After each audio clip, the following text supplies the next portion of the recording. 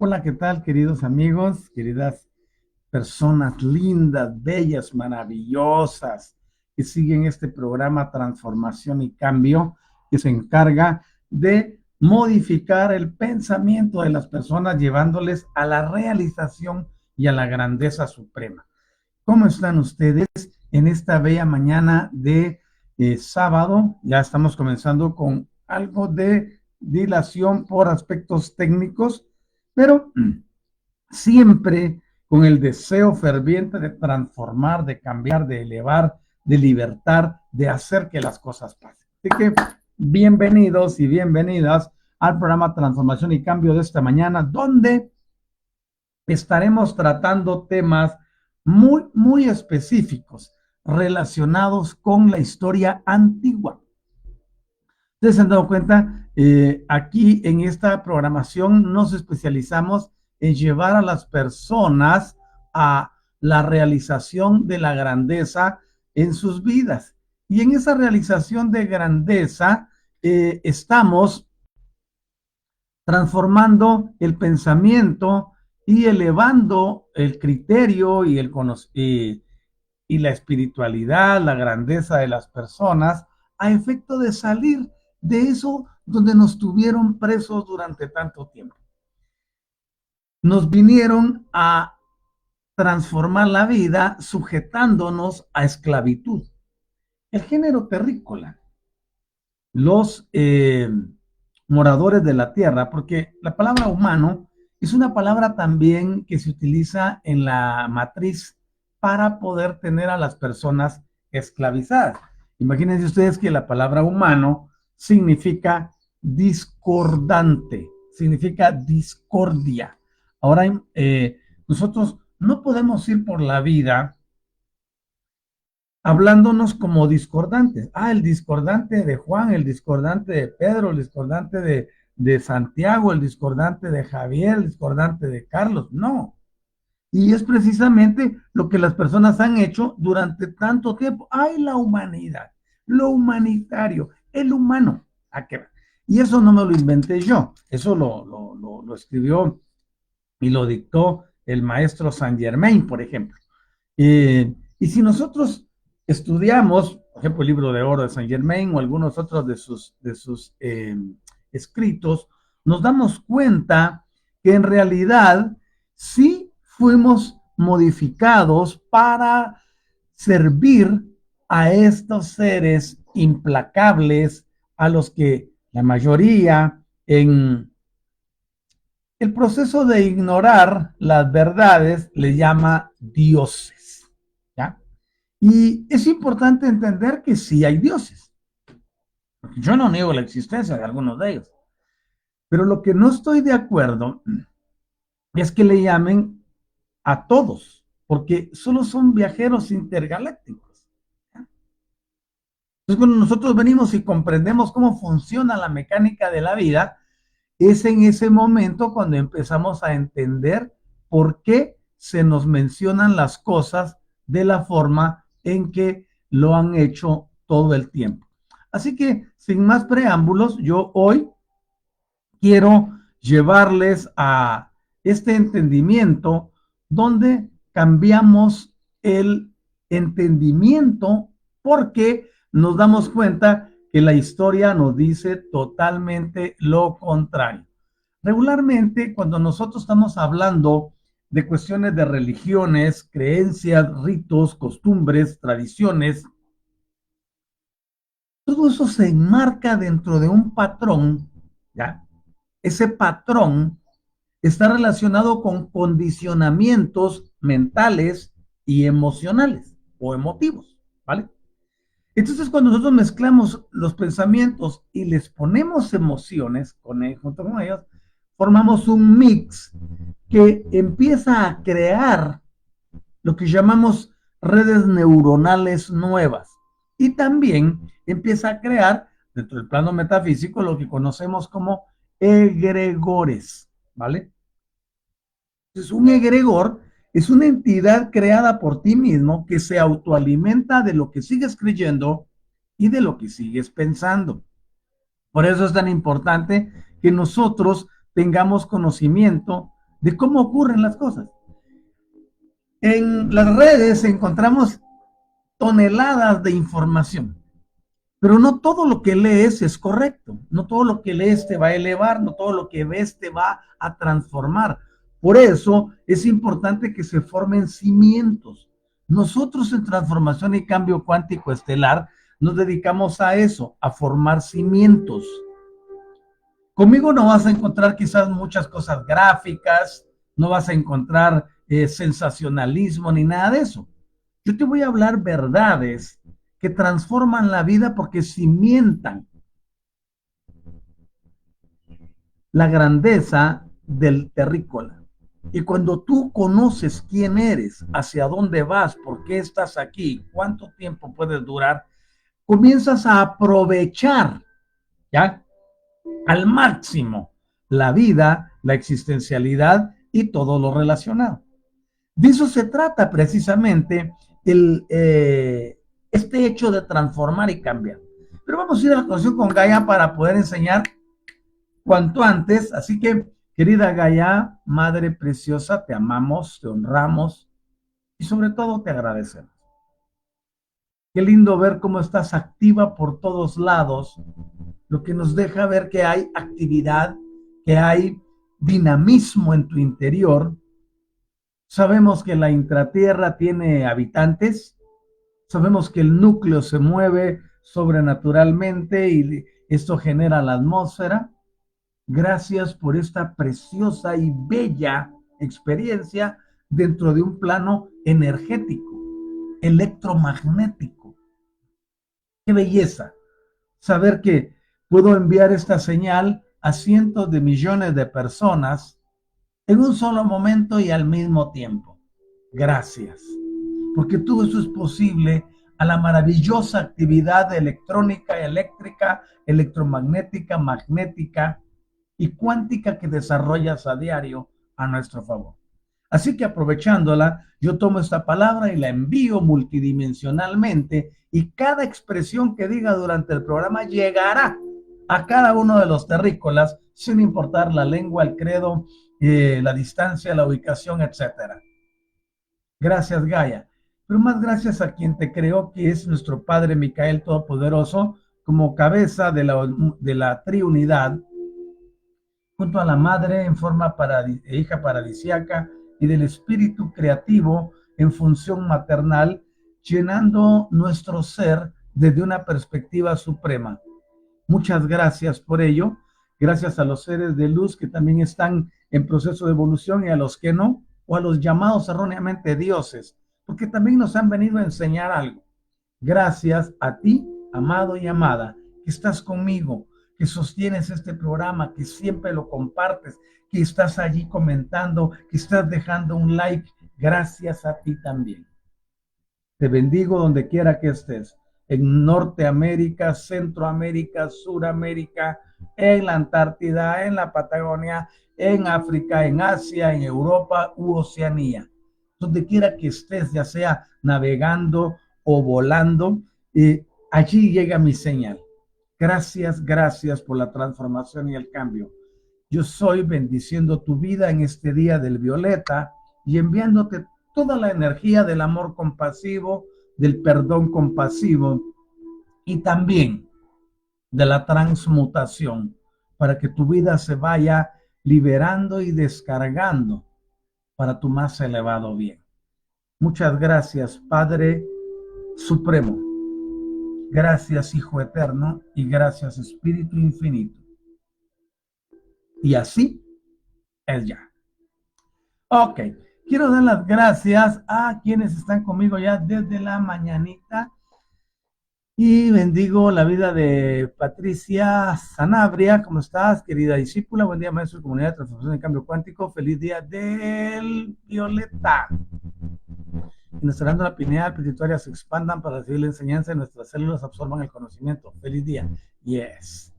Me alegra cuando ya escucho, leo ya estas expresiones. Está bonito. Francia, en Francia, gracias, amado Messenger. Soy muy bien, pero no hay para ti. Saludos para todos en el violeta. Lista para escuchar y aprender con tu maravillosa enseñanza. gracias al nuevo paradigma. Feliz mañana del violeta. De eso se trata. Ok, si tú no me has escrito todavía, te invito a que me escribas. Me encanta leerte, me encanta bendecirte y nos vamos otra vez a Colombia. Buenos días, maestro. Aquí estoy presente, Olga Pineda y Marcos Galván en la maravillosa Ciudad de México. Buenos días, amado padre y familia. Ya estoy aquí presente. Yeah, de eso se trata. Saludos para ti, mijo, allá en la chamba. Saludos a toda mi bendita, amada y bella familia. Les amo muchísimo. Ok, vamos a empezar a enseñar porque el tiempo no perdona, ¿vale? Así que, nuevamente digo, si no me has escrito, escríbeme, déjame un like ahí, mínimo un like. Y si no, un corazoncito, un emoji o un comentario. Es importante para mí eso. ¿Por qué razón? Porque el algoritmo de Facebook nos posiciona y nos envía a más personas, ¿vale? Así que gracias por apoyarme. La semana pasada estuve hablándoles de aspectos que son muy importantes y yo quiero hoy retomarlos porque es maravilloso cuando nosotros venimos y nos damos cuenta de dónde salieron las cosas, de dónde salieron las creencias. Este programa de los sábados tiene muchos objetivos. Uno de ellos es que comprendas de dónde se inició todo, cómo se inició todo, por quiénes se inició todo, cómo estos que intentaron borrarlo y cómo se salvaron, voy a poner así, cómo se continuó la raza multiplicando, pero con una injerencia e interferencia de otros seres. El ADN de nosotros como terrícolas tiene connotaciones de ADN de otras especies. Y no estoy hablando de los monos, no estoy hablando de los gorilas, no estoy hablando de nada de eso. Estoy hablando de especies alienígenas. ¿Ya? Hay otra expresión que es extraterrestre. Extra significa que está más allá de la Tierra. Y esa es una de las teorías terraplanistas. Bueno, pero yo no estoy aquí para discutir eso. Estoy para mostrarte que lo que ocurrió en el pasado sigue teniendo injerencia en el presente y la tendrá en el futuro a menos que nosotros le detengamos su avance. Porque nos vinieron a dejar un legado solamente de desgracia, derrota, sufrimiento, dolor, guerra, enemistad, disensión, problemas y adversidades. Todo lo que tú ves en el diario vivir es el producto de ese tipo de circunstancias que estos sujetos nos dejaron. ¿Tú crees que es normal la enemistad de las naciones? ¿Tú crees que es normal esa sed insaciable de poder? ¿Crees que es normal que alguien quiera perpetuarse en el poder por siempre? ¿Crees tú que es normal que vengan y subyuguen a la población o le impongan un régimen donde no puede movilizarse? O sea, eso no es común. Eso obedece a patrones que vienen arrastrándose epigenéticamente, genéticamente, generacionalmente, tradicionalmente en el mundo entero. Entonces nosotros estamos como una voz que dice, oye, pues vivir mejor, ¿no? Puedes recuperar tu valía, puedes emanciparte, puedes lograr cosas diferentes si tan solo comprendes y aplicas, ¿vale? Así que nos vamos a hacer una remembranza. Estuve hablándoles acerca de la octoada que este dios egipcio llamado Ptah, P-T-A-H, ¿ya? Desarrolló. Pero vimos también que hubo una octoada diferente a la de Ptah en una ciudad que se llamaba Kamenu, ¿ya? En Egipto Medio, y ese grupo de 8 deidades, porque octoada viene de 8, ¿ya? Octógono, octoada, estos 8 que también significan el símbolo del infinito, ¿ya? Incluían a un dios llamado Nun como una formulación de deidad masculina que se emparejaba con su contrapartida femenina. Luego vimos que el aspecto femenino de Nun se llamaba Nunet o Naunet. Vimos que el complemento femenino de Amón se denominó Amonet. Y estas son cosas que ustedes pueden verlas en la historia. Luego vimos que estas deidades fueron o se convirtieron en abstractas y dieron énfasis al poder creativo de Ptah. Entonces, en unión, Non y Naunet simbolizaban el abismo acuoso que corresponde a la expresión bíblica superficie del abismo. Amón y Amonet, donde Amón sería el femenino, el masculino, y Amonet el femenino, representaban ese aspecto invisible, el aspecto oculto de ese proceso creativo, a los que le llaman la mano de Dios. Recuérdense que aquí no estoy avalando religiones, ni convalidándolas, ni nada. Yo estoy enseñando los orígenes, ¿vale? Tú eres el que decide qué es lo que vas a llevar en creencias a tu vida, o si te liberas o continúas igual. Todos tenemos derecho a elegir, pero también todos debemos de ser informados para tomar mejores decisiones. Luego se le llamaba la mano de Dios, que era de carácter genética, microscópica o invisible. Porque, por ejemplo, yo te digo, oye, puedes ver los, las, los seres minúsculos que están aquí en la palma de mi mano. Y me dirías, no, yo no veo nada, están invisibles. Pero si agarro un microscopio, puedo verlos. ¿Ya? Y eso se refería. Entonces, cuando se dio esto, vimos que había otra pareja que era Hu, en masculino, y Jauhet en femenino. Ellos simbolizaban la falta de forma, lo amorfo, ¿ya? Esto es el complemento de la palabra que encontramos en la Biblia, que dice que todo estaba vacío y sin forma. Pero ¿quiénes eran los que producían eso? Fue Hu y Jauhet, ¿ok? Ahora bien, viene otra pareja, Kuk y Cauquet. Ese es el nombrecito, esos se los inventó. No, pues ve a investigarlos si quieres tener más información. Kuk y Cauquet representaban la oscuridad. Oigan esto. Y esa oscuridad se nos menciona también en la Biblia. ¿Por qué hago referencia a la Biblia? No porque quiera decir que la Biblia es correcta o incorrecta. A mí no me interesa eso ni me importa. ¿Ya? Estoy haciendo un análisis donde tú puedes comparar lo que hicieron los egipcios, los mesopotámicos, los hebreos, que es de donde viene la Biblia. ¿Ya? Y comparar que todos tienen el mismo patrón. Entonces, si estos me dicen que los otros son mentirosos, los mentirosos son todos, porque todos manejan la misma información con diferentes nombres, diferentes lugares o circunstancias. ¿Ya? Ok, teniendo eso en cuenta, avanzamos y dejamos claro que no estoy avalando ninguna creencia. Ahora bien, cuando pasó el tiempo, ese aspecto relativamente oscuro del Dios Tai, de la creación divina, es decir, cuando nos referimos a lo invisible, tendió a convertirse en el prominente. Y en ese momento crítico de la historia, los dioses ya no estaban o habían desaparecido totalmente. Vean ustedes eso. ¿Cómo es posible que vinieron a la Tierra, se sirvieron de nuestros metales?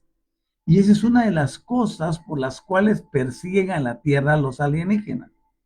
La Tierra es un lugar donde los metales abundan, donde los metales sobran, metales preciosos, cadmio, níquel, oro, plata, bronce, cobre, platino. Todas estas cosas para ellos son maravillosas porque son conductores energéticos. Vean eso. Y nos han venido a buscar no porque nos quieran, ¿ya? No porque nos amen, no porque sean dioses, no, son unos ladrones de película viniendo a traerse nuestros recursos. Así que no podemos cimentar nuestra vida dentro del contexto de seres que vinieron a destruir y a establecer patrones arbitrarios a los que ya estaban en la tierra. Y ese es un aspecto que quiero marcar y que ustedes tengan clarito. Cuando vinieron los Anunnaki, que Anunnaki significa bajado del cielo, ¿ya? No es un nombre de una raza, es una expresión, bajaron del cielo. Ah, están, esos son Anunnaki. ¿Por qué? Porque están bajando del cielo. Es la expresión que usaban en ese entonces. ¿Ya? Como dijéramos ahora, aterrizaron, pues vaya. El platillo volador aterrizó. Esos los aterrizadores, les vamos a poner a esto, ¿no? Entonces, los que bajaron del cielo venían de un planeta. Y ese planeta se acercó a la Tierra y vinieron a saquearnos. Pero no son dioses. Nunca fueron dioses. Nuestra gente aborigen, autóctona, se quedó anonadada al ver la estatura y las manifestaciones de poder que hicieron. Lo mismo que pasó cuando vinieron los españoles a subyugar a nuestra gente. Vieron que traían armas de fuego y se asustaron. Pensaron que eran truenos, que eran relámpagos, que eran los dioses tirando rayos. Que ver. Entonces, cuando venimos y entendemos muchas cosas, nos damos cuenta que nos dieron, como decimos en México, a tole con el dedo, ¿no? Ahora bien, habían desaparecido esos dioses porque se fueron. Ya no quisieron estar aquí, bueno, vámonos y que se queden estos como estén. Y de hecho querían dejar exterminada a la raza, para que no hubiera vestigio de ellos. Pues no lo lograron. Y es por eso que nosotros tenemos un antes y un después con un evento que se conoce como el diluvio universal. Eso es muy discutible y vamos a dejar un apartado exclusivo solo para el diluvio en el futuro. Ahora bien, como habían desaparecido todos los dioses, ya la gente se había acostumbrado a adorarlos, a llevarles presentes y a tenerlos ahí porque ellos eran los que les daban la vida. No, solo eran ingenieros genéticos. ¿Ya? Ahora bien, era un momento crítico en la historia, ya no habían deidades aquí, ellos le llamaban deidades. Vinieron y dijeron que era requerido introducir un nuevo concepto de divinidad. La palabra divino viene de deidad, Deos, Deos Deos o Theos en griego, ¿ya? O Eloe, Eloá en hebreo. Ok. Ahora bien, introducir un nuevo concepto era apropiado, porque los dioses no estaban de verdad muertos o se habían ido para siempre, había una incógnita. Cuando se dio esto, entonces preguntamos, ¿con la autoridad de quién? ¿O bajo el dominio de quién? ¿O bajo el liderazgo de quién? ¿Ya? Noé pudo continuar justificando el dominio que tenía sobre la tierra y sobre sus hermanos esclavizados. Porque vean ustedes, nos dice que solo sobrevivió una familia, pero luego en 2 generaciones tenemos poblada la tierra y eso es imposible. Quiere decir que mucha gente sobrevivió. Y de esa sobrevivencia se enseñorearon y establecieron un sistema de gobierno que se llama monárquico. ¿Ya? El sistema monárquico se caracteriza porque tiene un rey. Entonces, ¿qué hicieron? Todos los reyes debían tener sangre de estos que se habían ido para que se perpetuara el poder sobre la raza terrícola, cosa que siguen buscando hasta el día de hoy. Ahora bien, ¿qué sucedió entonces? Vinieron y subyugaron. De hecho, hoy, antes de hacer el programa, encontré una publicación donde están asombrados. Encontraron a una reina que vivió en el periodo 2600 y decían o dicen que están asustados porque tiene ADN que no es terrícola. Eso a mí no me sorprende. ¿Por qué no me sorprende? Porque ese era el legado. La línea dinástica y monárquica debía mantenerse para que los genes alienígenas siguieran presentes gobernando y controlando al planeta y a sus habitantes. Y eso es lo que tenemos hoy en día. Por eso ven ustedes que se levantan muchos que quieren perpetuarse en el poder. Tampoco estoy diciendo que estos son los que tienen los genes alienígenas. Solamente estoy informando. Es así, entonces, que Por ejemplo, Barbara Watterson dice que se suponía que el alma de Amón, el alma de Amón estaba encerrada en un cetro, en una vara. ¿Ya? Tenían una vara y aquí tenía una cabeza de serpiente y que adentro estaba el alma de Amón.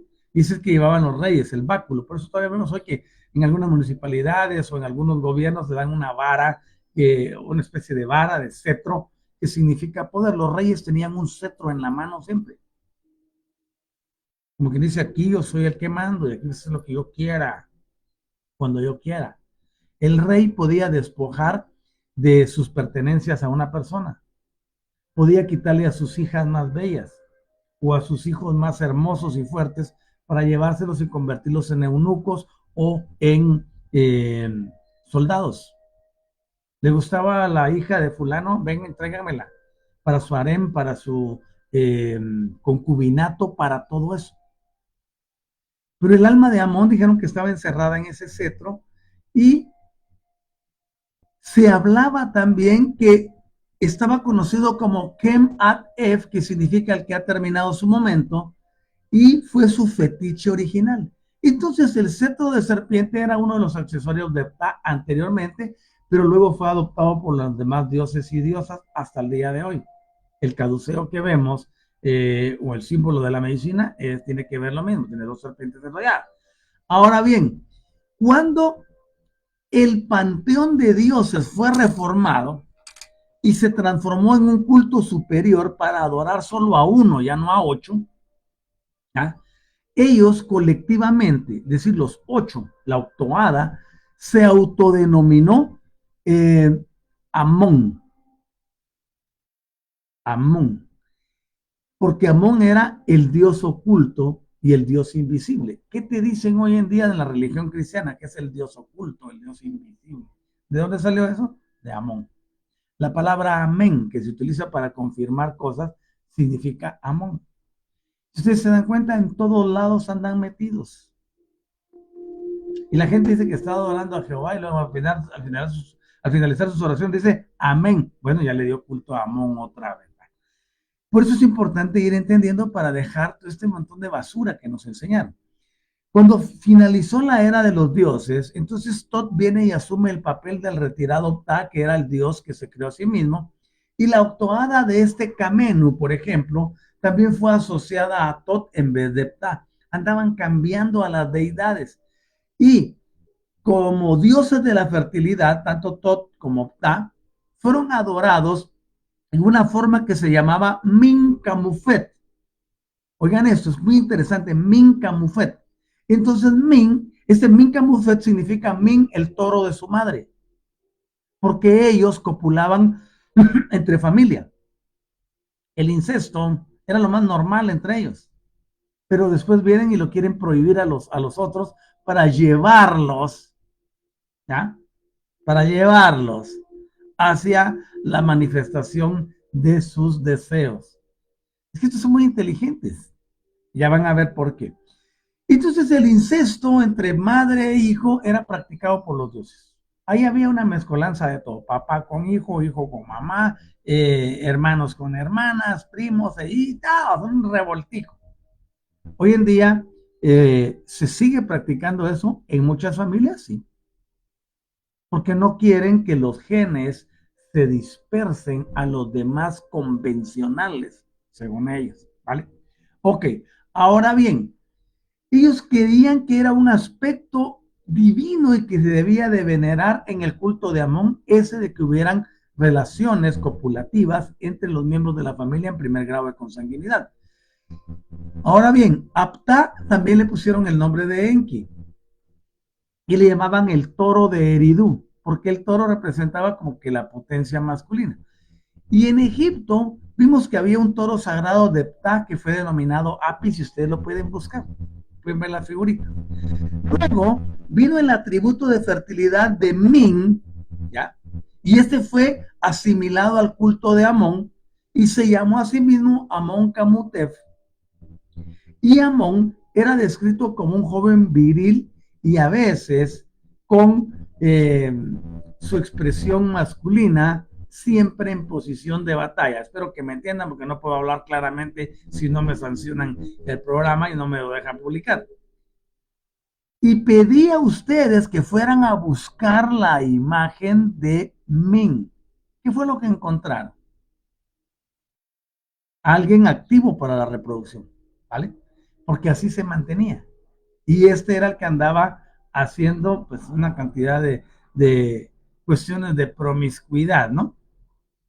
Luego, se consideraba que Amón, oigan esto, Amón, nunca se les olvide, Amón. Amón era el Ba, B-A. Esta expresión significa alma. Entonces decían que Amón era el alma de Osiris y que a semejanza de Osiris, Amón también pudo haber sido representado con la piel negra.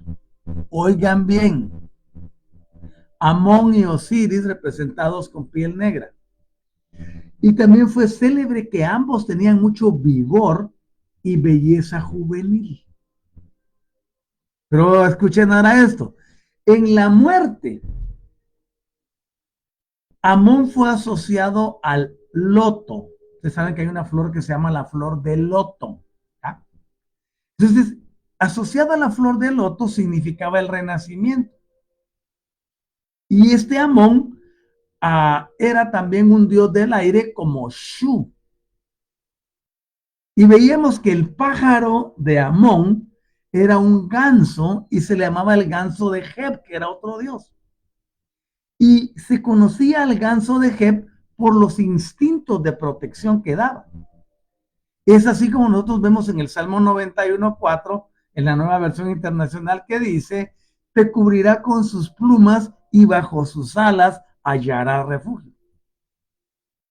En otra versión dice, el que habita el abrigo del Altísimo morará bajo la sombra del Omnipotente. Y lo dice que te cubrirá con sus alas. Ok, ustedes pueden irlo a leer también. ¿De dónde salió ese texto? Todos dicen que es inspiración divina.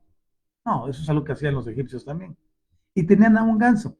Pero vean ahora la similitud, y es que eso es lo que me encanta cuando uno se dedica a estudiar. Me aparece ahora que en el panteón hindú también hay un ganso. ¿Coincidencia? ¿Casualidad? Juzguen ustedes. Hay un ganso y sobre él va una deidad del panteón hindú. Entonces ya lo tenían allá y lo tienen también estos, aunque los panteones de dioses son diferentes, pero el modus operandi es el mismo. Es como que si vemos lo que sucede en los países. En el norte de México hay algunas costumbres que nos salen al sur. En el occidente, en el oriente de México, hay costumbres que no salen en el occidente.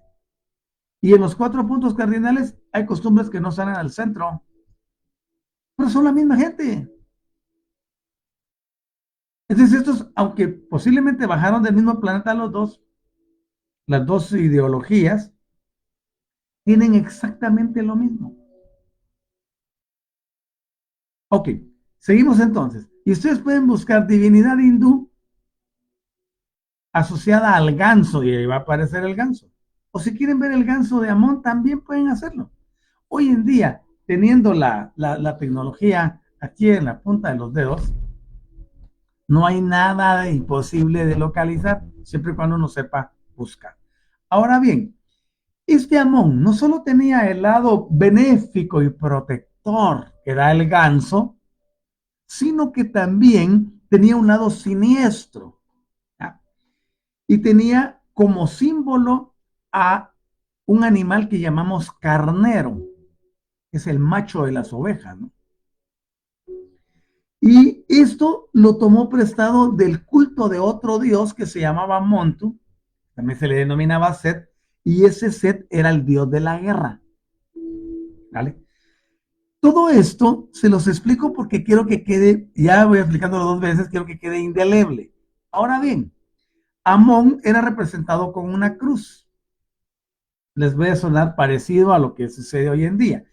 Entonces, la importancia de este Set como dios de la guerra en la coalición multicolor que tenía Amón es un poco poco sorprendente, pero es consistente con la naturaleza guerrera que había ahí. Dice, miren, estos seres vinieron a pelear, a sembrar discordia. ¿Por qué? Porque el derramamiento de sangre es lo que les fascina. ¿Ya?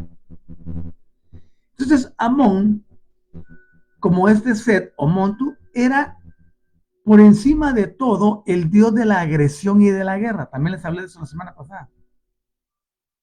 Y este es el que hoy mismo sigue poniendo a todos en contra y peleándose. Cada día se inventan nuevas formas de destrucción, nuevas formas de aniquilación o de cómo infligir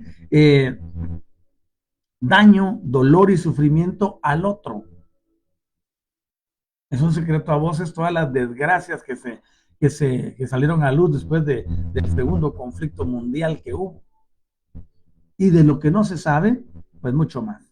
Ahora bien, el punto clave es este: infligir sufrimiento, agredir y combatir. ¿Quién era el responsable de eso? Set Montú, pero lo asumió Amón, porque Amón se erigió como el más grande dentro de los 8. Entonces adoptó y se adaptó al criterio de los demás. Hubo un tiempo que vimos muchas series de televisión, muchas caricaturas, donde se ensamblaban muchos para crear un grande. Por ejemplo, en los Power Rangers. ¿Ya? Cada uno de los Rangers se fusiona con los otros para producir un Megazord, por ejemplo. Y eso lo veníamos viendo en otras series. Yo les digo algo claramente, siempre tengan atención a lo que sucede en la pantalla grande o en la pantalla chica porque les está diciendo la verdad y la mayoría lo ve como ficción. Ok, ahora seguimos. Todos estos para ir a pelear utilizaban un estandarte eh, y que eso movía, ahora son banderas. ¿Ya? Llega alguien y conquista un terreno y mete su bandera ahí, la ensarta en el asta, en la bandera, para decir, no, ahora aquí soy yo el que manda, ¿no? O este es territorio de fulano. Y vimos que los fundadores, pero antes de eso quiero leer algo, el Yahvé bíblico, porque eso es lo que quiero denotar, de dónde sale Yahvé. El Yahvé bíblico y los orígenes de Amón siempre estuvieron en el campamento militar, peleando y matando, peleando y matando, peleando y matando, peleando y matando, venganzas entre dioses, aniquilando a seres terrícolas. Y luego, en el egipcio medio, ¿ya? En ese egipcio medio se dio un asunto muy importante que decía que habían arameos errantes. Arameo también es un idioma que se hablaba en el tiempo del Mesías. Ahora bien, y el nombre de arameo viene del papá de ellos que se llamaba Aram. ¿Okay? Entonces, Aram llegó a ser identificado con una región montañosa que se encuentra al noroeste de Mesopotamia y de Siria. Eso ahí está todavía. Esa es la región de Aram, o sea, el dominio de Aram. Luego, cuando fue expulsado de Egipto, imagínense que expulsaron a un dios. En este caso expulsaron a Set Montu, entonces él se convirtió en el señor de Aram. Ah, ya lo adoptaron. Cuando lo adoptan allá, entonces tenemos que el nombre de Aram es un sinónimo de Set o Montu, el guerrero, el agresor. Vean eso. Es importante entender muchas cosas. Por eso formaron un epíteto que se llama, el epíteto es arameo errante, como decir gitanos, ¿no? No tenían ningún lugar, andaban por todos lados merodeando. Entonces, se asume como significado que estos eran merodeadores del dios Montu. Él los dirigía. Y estos babilónicos de Aram nunca se dedicaron a vagar porque andaban buscando pastos para sus rebaños o para su ganado. Yo sé que el ganado era vacuno, eh, ovino, caprino y el de los camellos. Ese era el ganado principal, ¿no? Ok, sino que ellos andaban siempre buscando conquistas. Y hoy en día vemos el mismo patrón en las naciones grandes, metiéndose en las otras para ver qué sacan. Y estos llevaron a Aram, que era el dios de las conquistas con ellos, y por añadidura agregaron los otros dioses. De ahí es donde sale todo este montón de creencias y la agresión. Ahora bien, se hablaba de que Amón tenía una barca y que esa barca había permanecido originalmente con el ejército.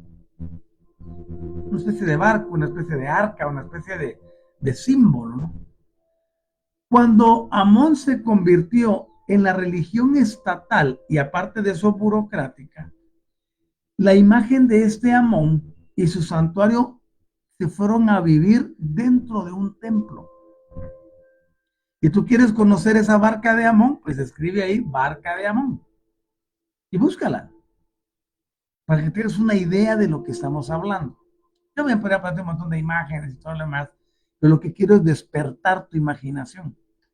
Ahora bien, los íconos, a eso se llaman íconos. Los íconos siempre eran llevados en procesión, regularmente 2 veces al año. Las procesiones no son algo nuevo.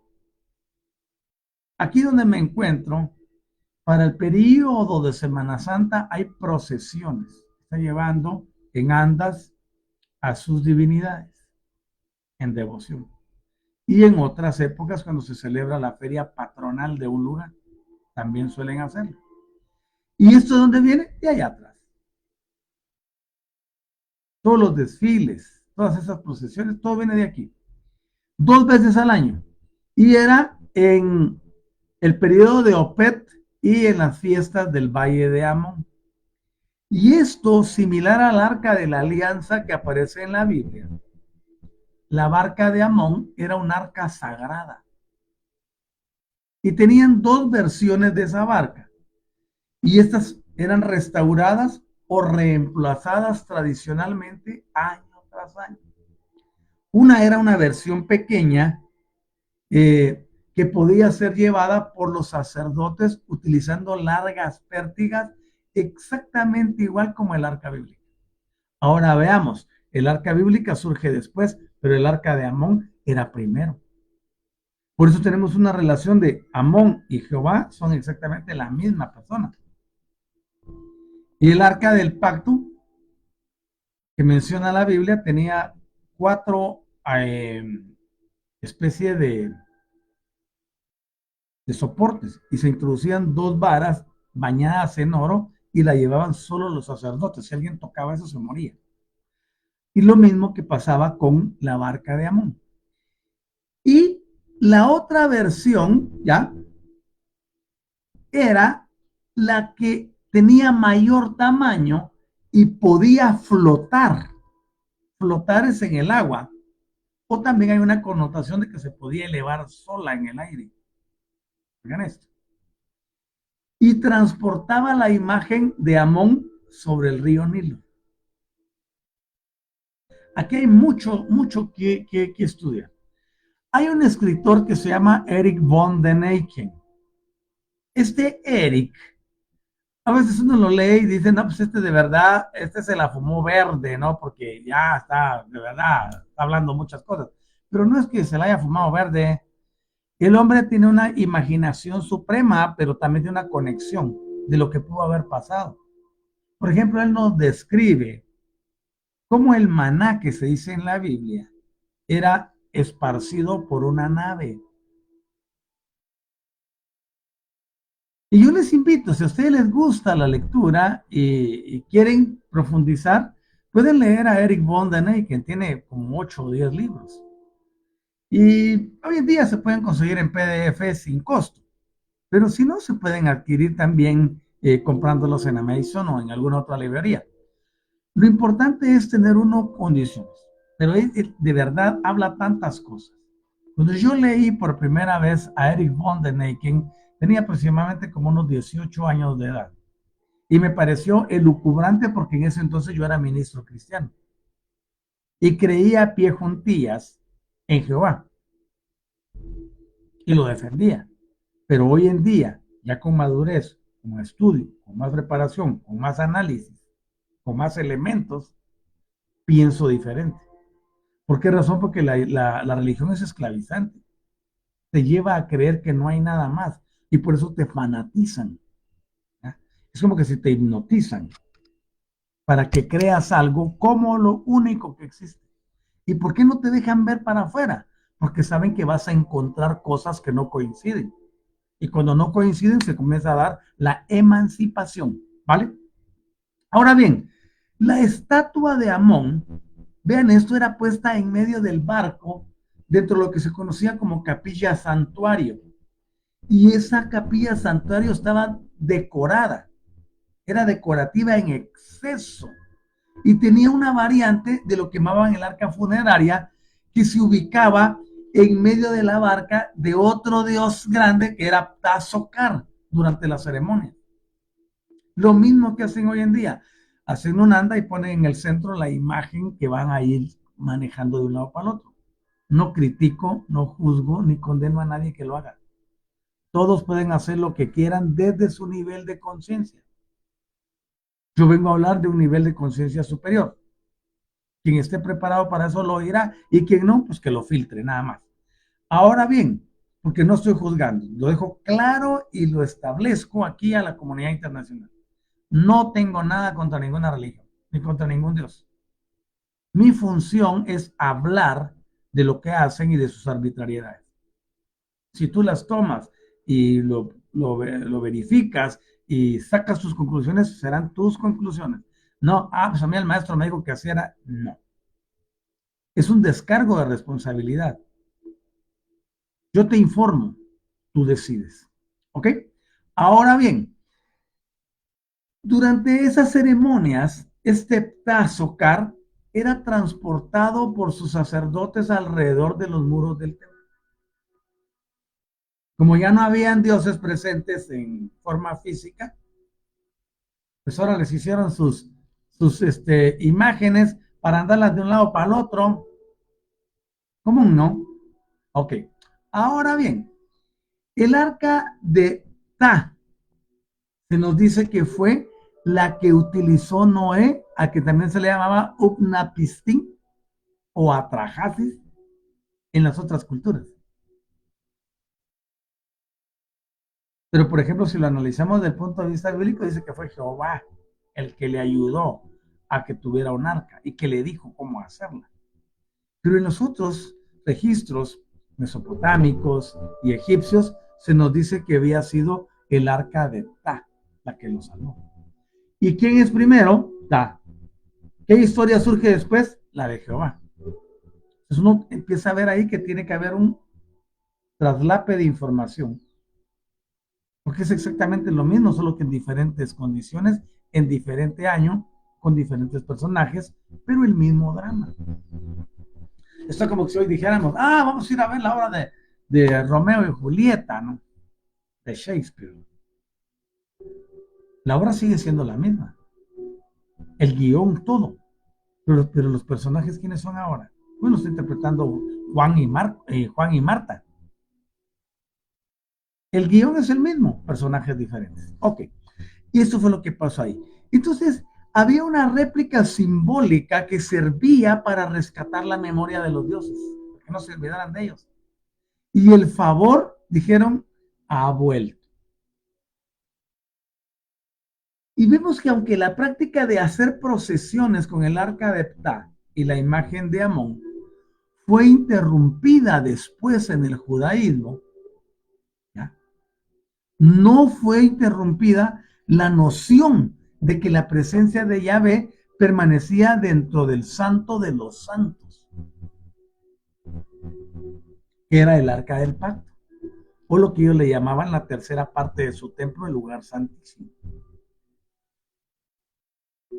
Ahí tenían el arca del pacto, que simbolizaba la presencia de Yahvé, pero esa arca también simboliza la presencia de Amón. Ahora bien, Esto de santo de los santos, en egipcio se dice de Seyer de Yeseru, santo, santos.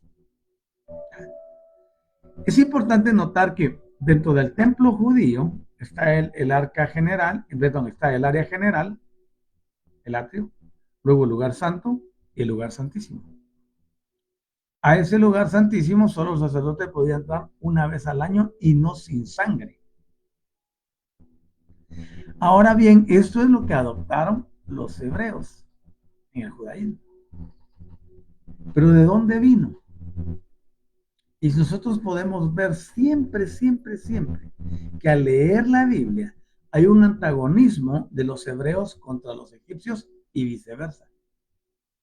Como que si a propósito nos ponen para que los veamos peleados y que no encontremos la similitud que existe entre unos y otros.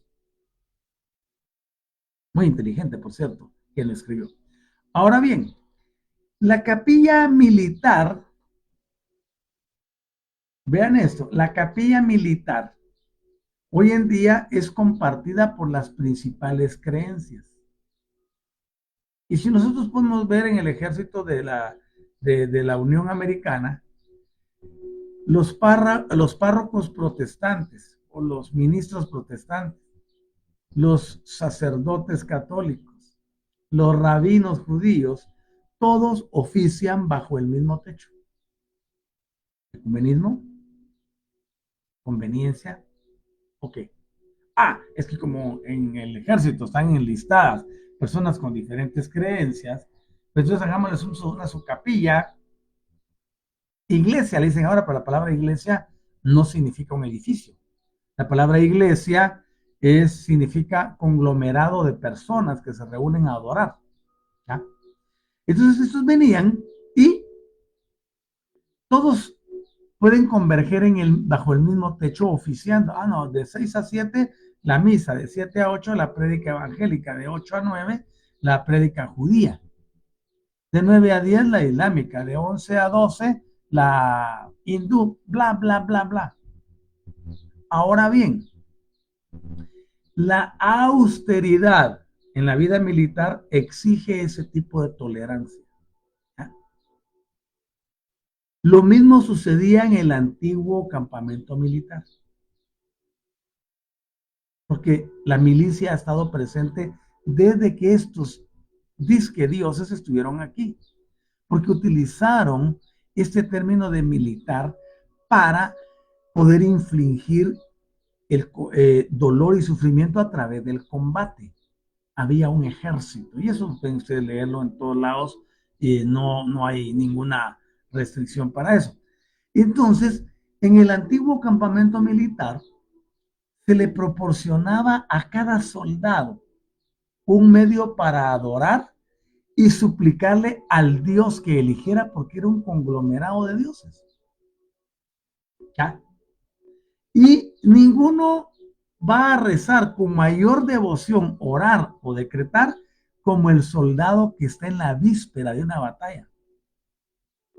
El soldado sabe que lo único que le puede esperar es el triunfo o la muerte. Solo dos cosas.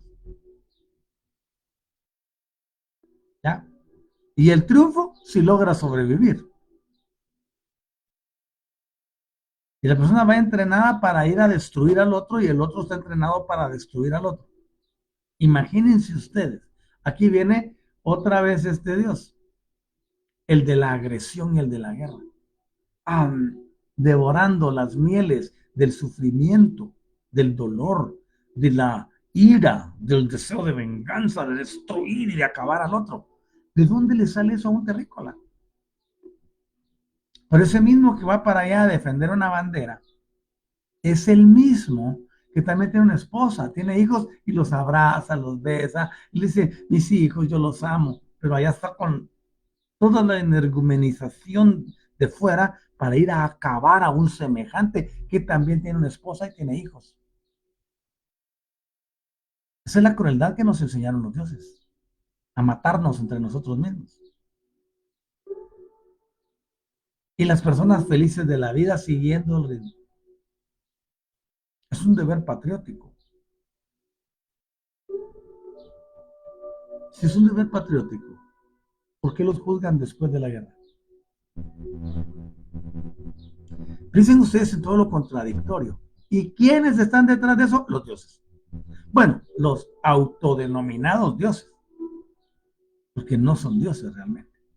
Ahora bien, este concepto era tan popular que con el tiempo se decidió construir templos permanentes para alojar al Dios universal de las Fuerzas Armadas.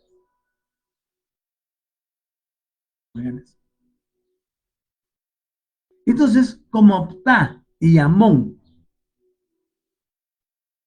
eran dioses que escuchaban las oraciones, se creía que los dioses de alto rango como Amón tenían poder supremo sobre todo y que Ptah, que era el que tenía una fuerza suprema en la creación, podía escuchar las oraciones de personas individuales. Ya les enseñé que habían unas especies como de orejas, una forma de una oreja, que se la ponían aquí para hablarle al Dios, para que les oyera. Ya después lo dejaron en desuso y solo era la plegaria, ¿no?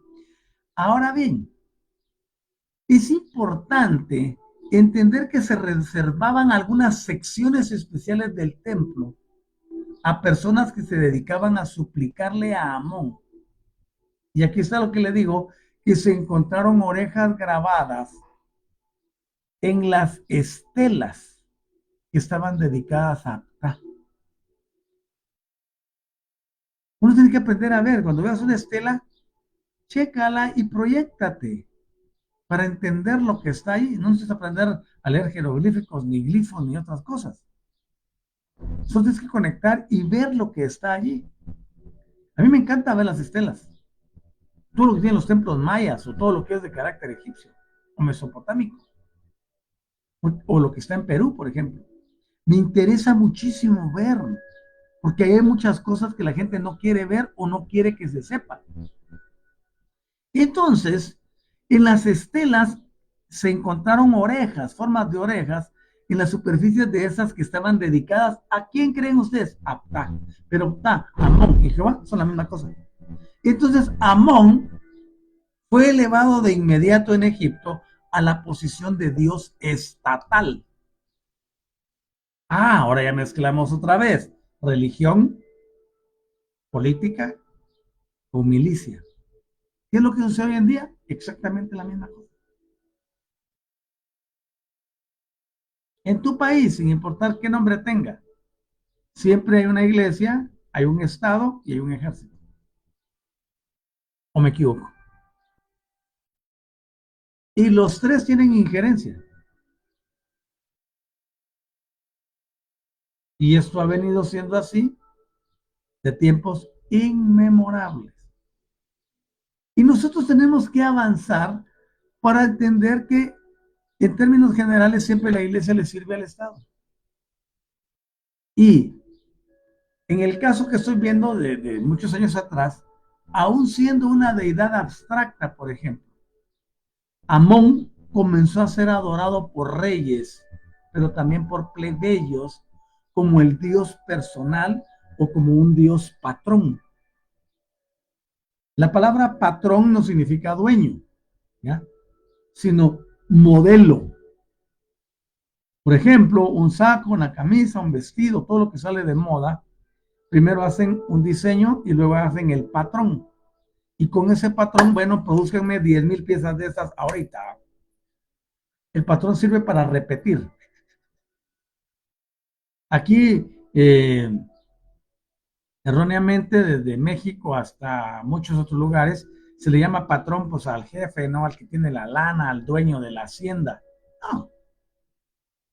Y patrón significa siempre alguien que está arriba, porque hay que imitarlo, pero en este caso no lo imitan, porque, bueno, esa es otra historia.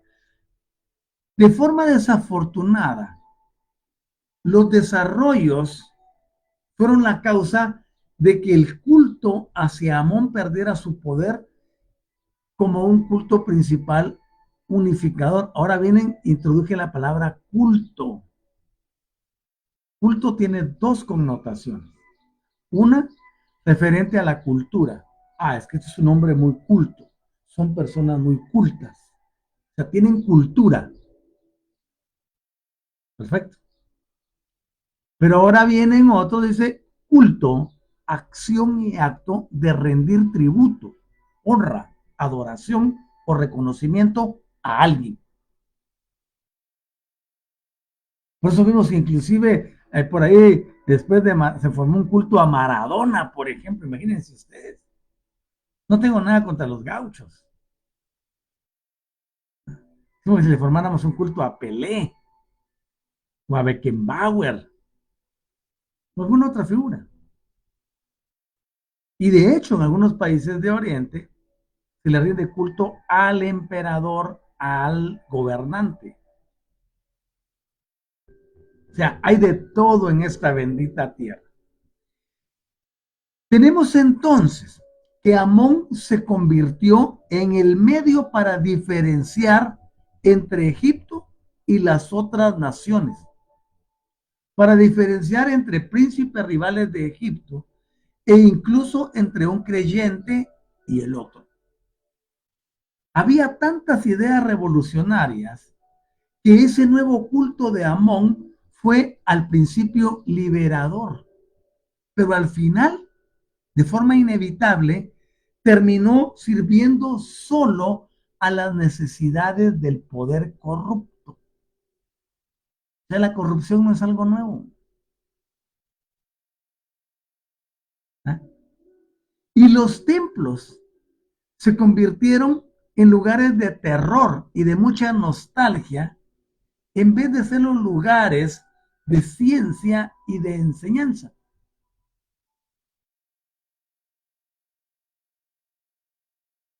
El sacerdocio dejó de ser piadoso y se volvió más político. Si no, miren ustedes en el supuesto juicio que se le hace a Jesús. ¿Quiénes son los que están litigando? Los sacerdotes. Ya les iba a decir una palabra mexicana, que se la merecen, ¿no? Ahora bien, menos verdad o menos para la verdad que para el triunfo o el beneficio de los demás. Entonces estos cultos de los dioses individuales y el culto a las diosas continuaban existiendo, pero ya no había dioses presentes. Y es lo que tenemos hoy en día, templos atestados de imágenes que representan divinidad para poder conectar con ellas. Ahora nosotros, en la introducción de un nuevo paradigma, les decimos, no se necesita todo eso. Tampoco se necesita buscar a un Dios.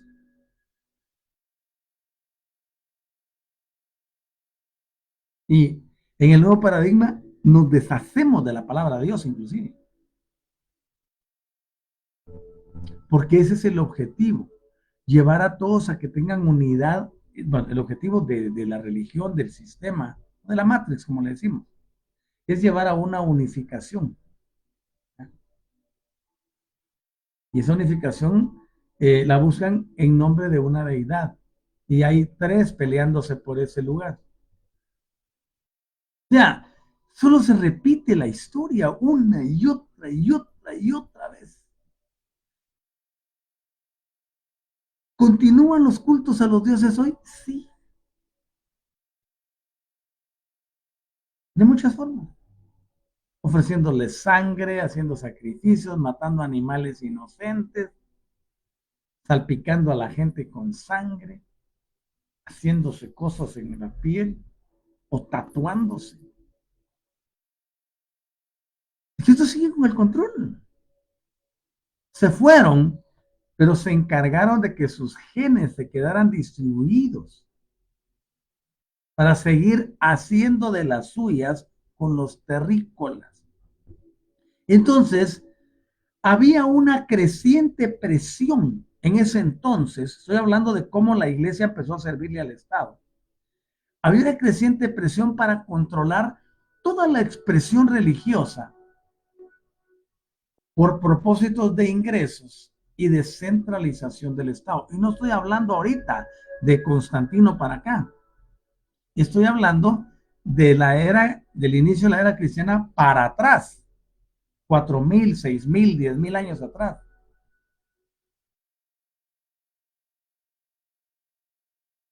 Ellos se encargaron de que esto continuara. Y por eso vemos la secuencia siempre es la misma. La mismita. Sin importar qué bandera se enarbole. Es de carácter, pero altamente necesario que nosotros salgamos adelante y nos emancipemos. Miren que se me fue el tiempo y tengo tanto que contarles todavía.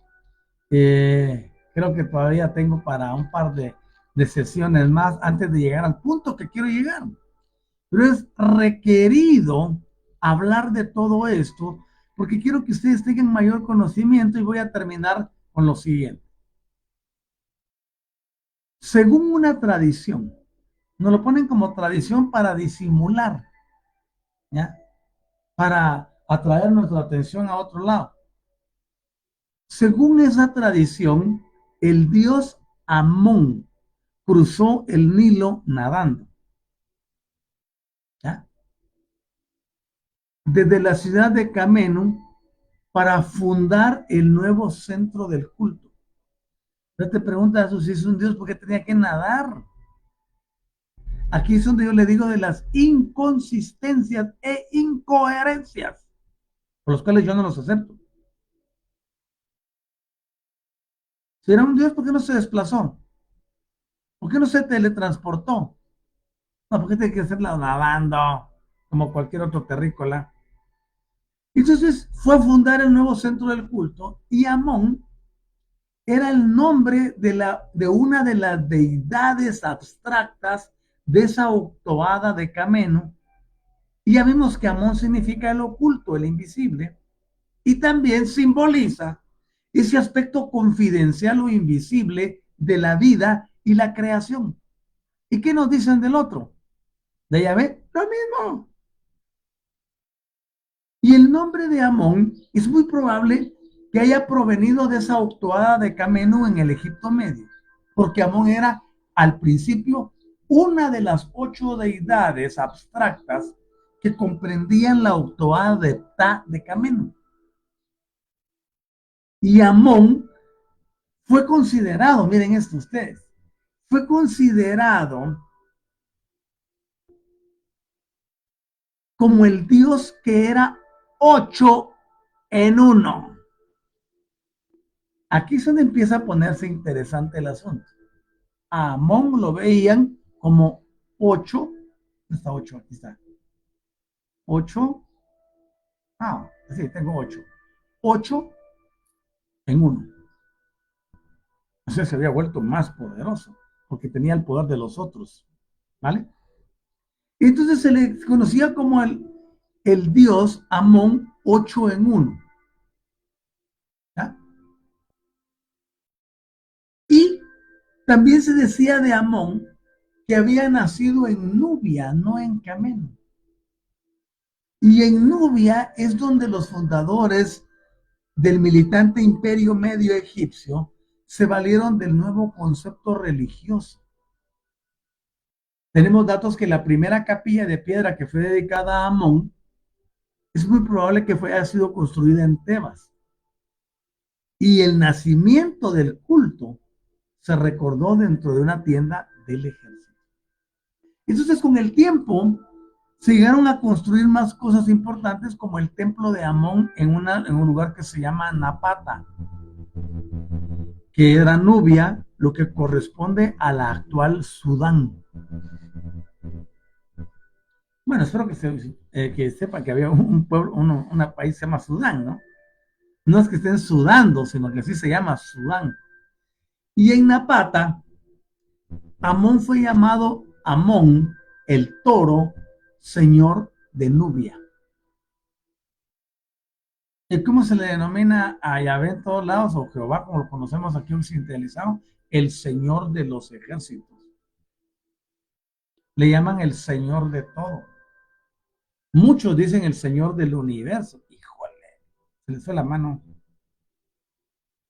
Pero es importante comprender y entender. ¿Ya? Amón el toro. El toro está representado con la fertilidad y con la fecundidad, con la promiscuidad. O sea, ¿qué podemos esperar de ahí? Pues nadita, ¿no? Lo que estamos haciendo en este espacio no es criticar, sino poner escenarios para ver las distintas cosas, ¿me copian? Entonces, al principio o a los principios del imperio medio egipcio, esto que se convertiría en el templo de Amón en Karnak, y miren que estoy dando nombres, no les estoy elucubrando. Y ese entonces era solamente un pequeño y descuidado santuario de Ptah, ¿ya? Y el templo de Montu, que era otro dios, era el que dominaba en la región, ¿sí? Por eso cuando el Alto Egipto era tradicionalmente el dominio de Set Montu, se veían estas cosas. Tomen nota de algo. Regularmente en las religiones buscan demostrar el tamaño de su Dios con la envergadura del templo o santuario. Miren las basílicas. Aquí localmente en el culto cristiano hay templos de templos y el más grande tiene capacidad para albergar hasta 25,000 personas, que es la capacidad del estadio más grande que está en este país. Van a decir ustedes, estadio de 25,000, el mío tiene 80,000, perfecto. Pero aquí ese es. O te pregunto, ¿hay alguna iglesia en tu país que pueda albergar a 25,000 personas en una sola reunión? Apuesto que no. ¿Por qué razón? Porque de acuerdo al tamaño que se tiene de la visión del Dios, así tiene que ser el templo, para demostrar que tiene más poder que los demás, ¿no? Siempre la competencia. Y la competencia entre dioses allá arriba afecta a lo que pasa aquí abajo. Y por eso la gente anda despedazándose por religiones, por política, por creencias, por fanatismo, por envidia, codicia, avaricia, soberbia, arrogancia, mentira, falsedad, traición, dolor, agresión, etcétera. Y ese templo de Montu estaba localizado, yendo río arriba, a menos de 15 kilómetros de Karnak, en el lado opuesto del Nilo. O sea, si un templo estaba de este lado, el otro estaba del otro. Y hubo un rápido crecimiento de ese nuevo templo de Amón en Karnak, pero no creó ningún conflicto. Por lo tanto, Ptah y Set fueron los dos dioses más prominentes en la divinidad de Amón. Y no había oposición entre ellos. En esta vez había paz entre Set, Amón, Osiris y todas las demás deidades. Porque ya empezaron a dejar de competir. Aparte de eso, ya no estaban presentes. La semana entrante vamos a ver algo más especial y espero contar con ustedes. De verdad, les bendigo y les agradezco por estar conmigo. 1 hora 11 minutos de enseñanza y agradezco infinitamente que me hayan acompañado. Gracias a quienes compartieron el video, a quienes han reaccionado, gracias a los comentarios. De verdad, esto me ayuda para hacer que el programa llegue más lejos. Y veo los últimos comentarios. Fran, latitudes infinitas para transformación en cambio cuántico estelar. Gracias a ti por estar presente. Y Olguita Franco dice, vamos a ver qué dice Olga Franco. Dice, buen día, amado maestro y familia. Buen día para ti, querida. Saludos hasta allá donde te encuentras. Y Beatriz Romero, que se unió al programa. Buenos días, dice. Comunidad Otto Anisa, te dice feliz sábado del Violeta. Ok, perfecto.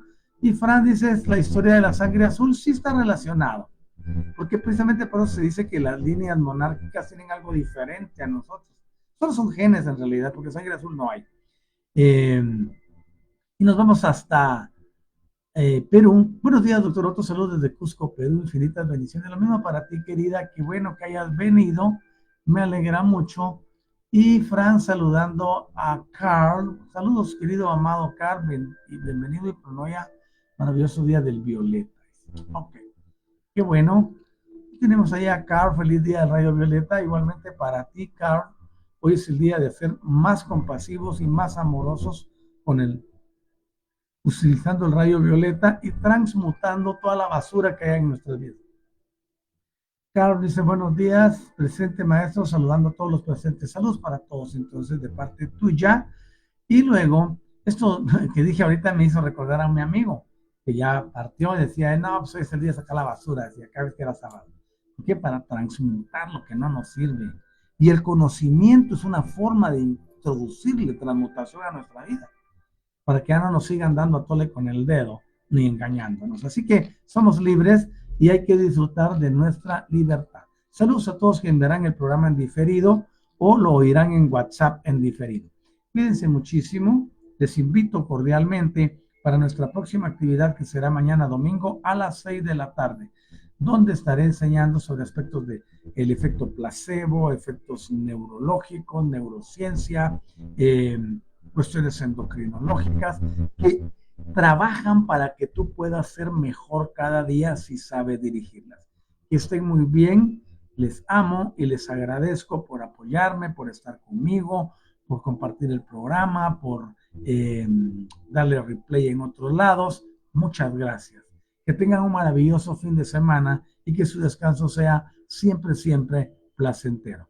Cuídense muchísimo. Gusto de saludarles. Hasta pronto.